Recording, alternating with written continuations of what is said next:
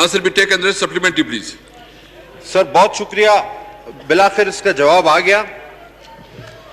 Sir मेरे जवाब में इन्होंने ये लिखा है कि ऊपर बयान दिया गया है कि मज़कूरा शिकायत सिटीजन पोर्टल के दायरा कार में नहीं आ रही और ना ही इस पर गौर किया जा सकता है। सर अब मेरी सर थोड़ी सी तसल्ली से आप मेहरबानी करके बात सुनिए। Question, please. सर ये तैयबा खातून ने एक पोर्टल पे शिकायत की थी कि जिसमें उन्होंने कहा था कि नैब के चेयरमैन उनको हिरासा कर रहे हैं। उन्होंने कुछ वीडियोस और फोटोज उस पर डाली थी जिसका मेरे पास सबूत भी था, मैंने ऐवान में लहराया भी था। अच्छा, उनको जवाब यह दिया गया कि जी आपकी शिकायत इंसानी हुकूक को रेफर कर दी गई है। नंबर एक बात, जो कि इस बात से बिल्कुल मुख्तलिफ है। ये कह रहे हैं हमारे दायरा कार में नहीं आते। हम सब नैब के दायरा कार में आते हैं। सब हमारा हर कोई एहतसाब कर सकता है, सियासतदान का, ब्यूरोक्रेसी का, आपका, मेरा, लेकिन नैब का। आखिर उस खातून को कहां जाना चाहिए कि अगर नैब का चेयरमैन उसको हरासा कर रहा है, जैसे कि हुआ।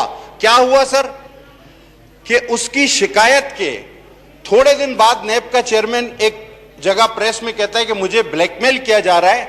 और 10 मई को देखें सर, इसमें लिखा है 10 मई को यह वीडियो पोर्टल पे जाती है और 17 मई को नैब के चेयरमैन की वीडियो का टीवी प्रोग्राम आता है, वो सर से पांव तक, जो आपको भी याद होगा।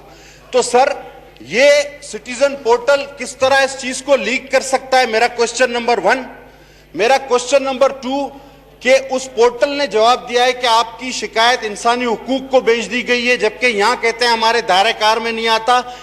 नंबर 2 गलत जवाब कैसे दे रहे हैं। और नंबर 3 सर कि ये खातून अब कहां जाए।